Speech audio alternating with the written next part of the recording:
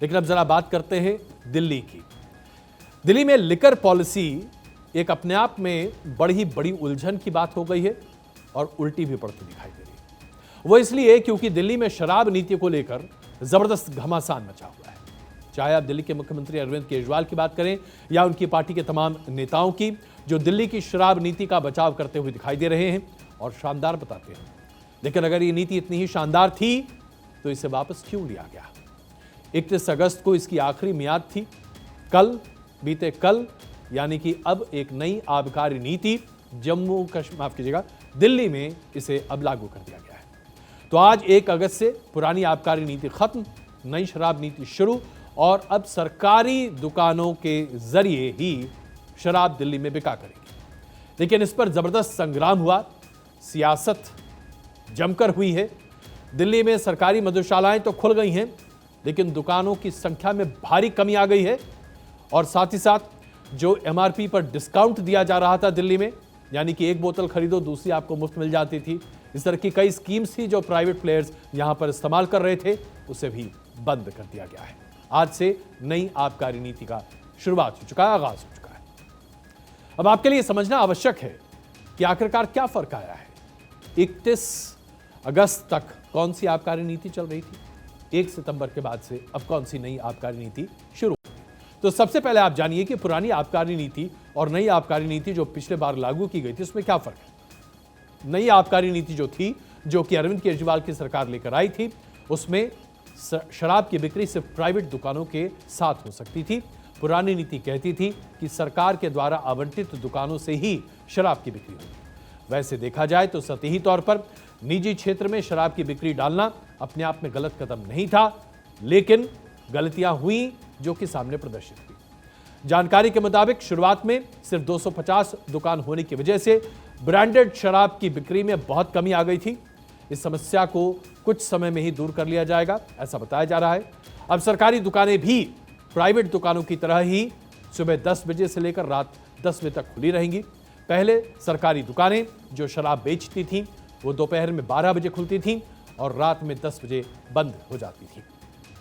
केजरीवाल की नई नीति में शराब की एमआरपी यानी कि मैक्सिमम रिटेल प्राइस से डिस्काउंट देने की पूरी छूट थी, जो कि पुरानी नीति में ऐसा नहीं था।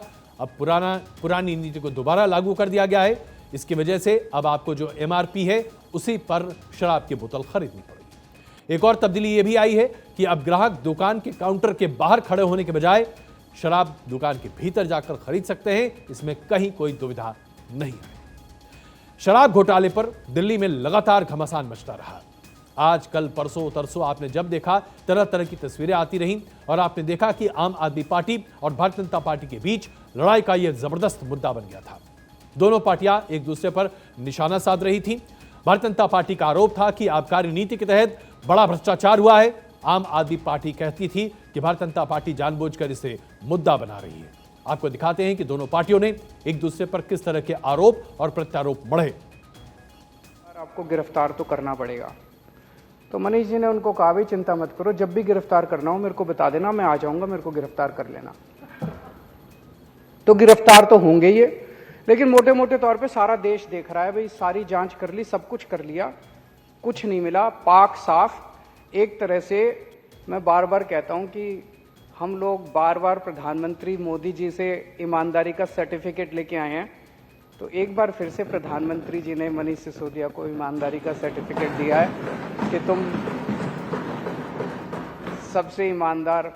बाकी राजनीति तो चलती रहेगी, गिरफ्तारी जो है वो तो राजनीतिक होगी। अरविंद केजरीवाल और आम आदमी पार्टी की नौटंकी चल रही है, वो पूरा हिंदुस्तान देख रहा है।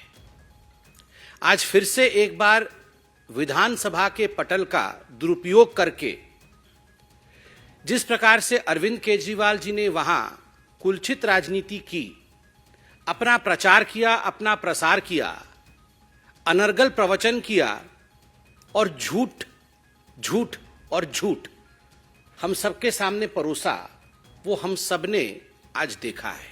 जो कार्रवाई मनीष सिसोदिया जी के ऊपर हुई, एक पहली बार नहीं हमारे ऊपर छापा, सीबीआई का छापा, ईडी का छापा, कई बार हम लोगों के ऊपर छापे पड़ चुके। आपको याद होगा मुख्यमंत्री के दफ्तर पे सीबीआई का छापा पड़ा था, मनीष सिसोदिया के ऊपर पहले भी सीबीआई का छापा पड़ा था, सत्येंद्र जैन के ऊपर पहले भी सीबीआई का छापा पड़ा था, बाद में कह दिया कहीं कुछ नहीं निकला। तो ये बात साबित होती है कि किस तरीके से बदले की भावना से, दुर्भावना से आप कार्रवाई कर रहे हैं मनीष सिसोदिया के खिलाफ। इनको भ्रष्टाचार के खिलाफ नहीं लड़ना है, नरेंद्र मोदी जी को केजरीवाल और विपक्ष के खिलाफ कार्रवाई करनी है। पहले कहते हैं बहुत अच्छा ये शराब का मॉडल है, रेवेन्यू मॉडल है, जब जांच शुरू होती है वापस ले लेते हैं, जब जांच में आगे बढ़ती है सीबीआई तो बोलते हैं ये एलजी दोषी हैं। हम इन प्रश्नों को बहुत गंभीरता से लिए हैं और हम सभी ने माननीय एलजी महोदय को एक चिट्ठी लिखी, हम सब ने एक डिमांड करी है। तो आपने देखा आरोप और प्रत्यारोप का दौर भारतीय जनता पार्टी और आम आदमी पार्टी में किस तरह से रहा, लेकिन इस पर संग्राम मचा कैसे, इसकी शुरुआत कहां से हुई? इसकी शुरुआत तब हुई जब लेफ्टिनेंट गवर्नर के पास इसकी शिकायत पहुंची और इस शिकायत में सबसे पहले जो बात सामने निकल कर आई वो ये कि आबकारी नीति में कुछ न कुछ लोच है। इसके बाद एलजी की ओर से जांच के आदेश दिए गए, लिहाजा लेफ्टिनेंट गवर्नर ने खुद आम आदमी पार्टी पर कई तरह के सवाल भी उठाए और लेफ्टिनेंट गवर्नर के ऊपर भी लगातार अब आम आदमी पार्टी हमलावर है। आम आदमी पार्टी के नेता लेफ्टिनेंट गवर्नर के खिलाफ हमलावर हैं।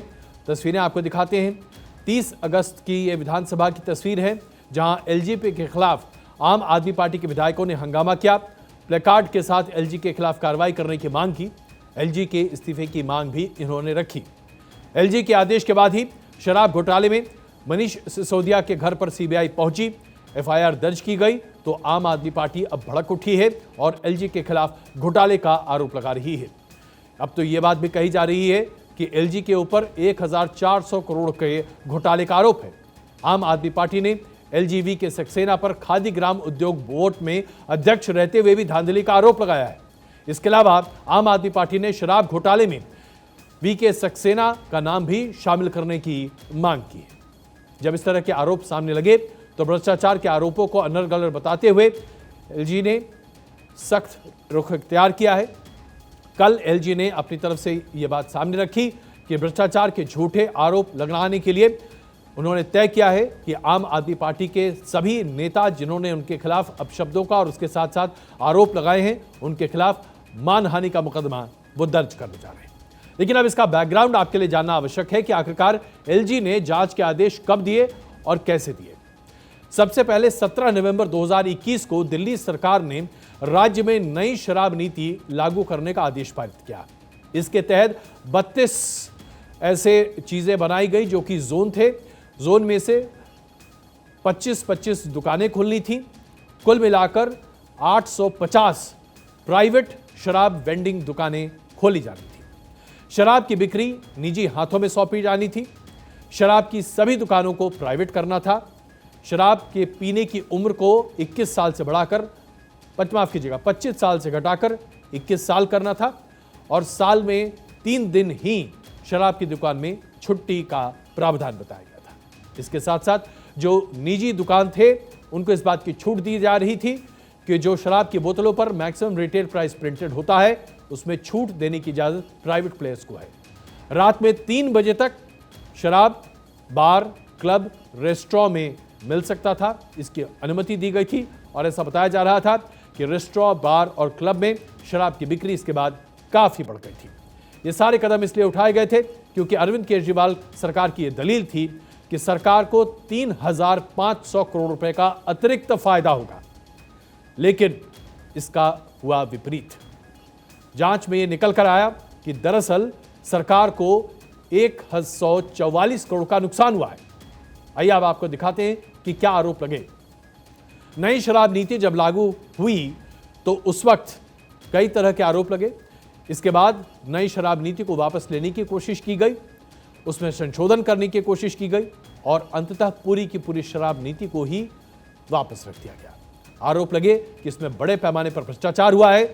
शराब के जो ठेके हैं, जो लाइसेंसेस हैं, उनको बहुत ऊंची कीमतों पर दलाली और उसके साथ साथ अन्य माध्यमों से बेचा गया।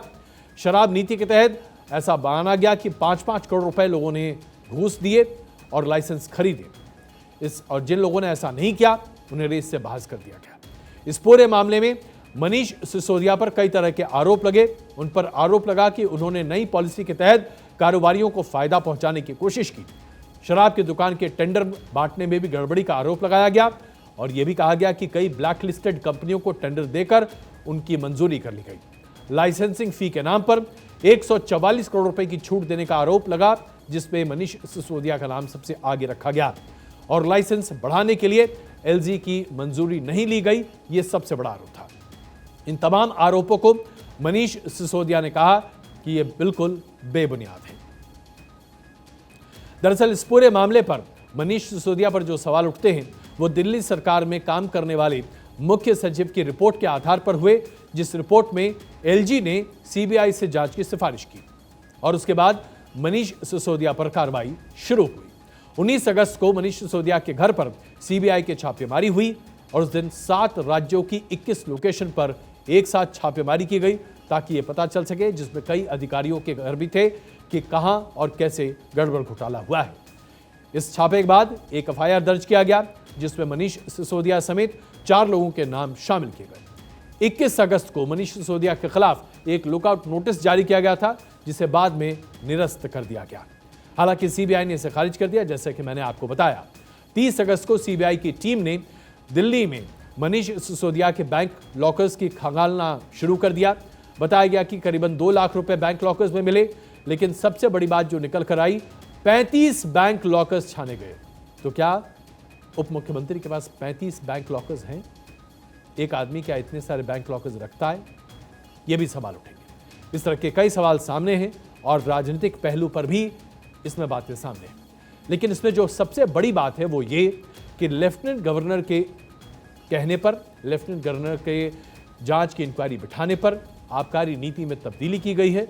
जनमानस के लिए इसे अच्छा बताया जा रहा है और आने वाले दिनों में पता चल पाएगा कि पुरानी आबकारी नीति जो आम आदमी पार्टी लेकर आई थी वो, या अब जो मौजूदा आबकारी नीति है, इसमें जनता कहां फायदे में रहती है। हम यहां पर एक छोटा सा ब्रेक लेते हैं। ब्रेक के बाद आपको दिखाएंगे आखिरकार उत्तर प्रदेश की योगी सरकार मदरसों के सर्वे क्यों करा रही है और जो ये सर्वे हो रहे हैं इस पर बहुत सारे लोगों के बहुत सारे बयान क्यों आ रहे हैं। एक छोटे से ब्रेक।